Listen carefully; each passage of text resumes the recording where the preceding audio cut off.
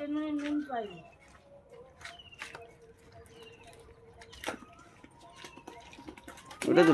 সকালবেলা ভালো কাজে দিয়ে দিচ্ছে না ও মাগুর মাছ এনে।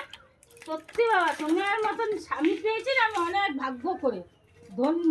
মাগুর মাছ তুলতাছি না কুল বাবা মানে কুল তুলতাছি আমি। শালা সকালবেলা আমার মাথা টাথা খারাপ করে দেয়। আর কি কাজ আছে এই কাজ করি আবার বলে তুই কি করিস। মাগুর মাছ নিয়ে আসি না রাস্তা সবাই নিয়ে যা একটা করে।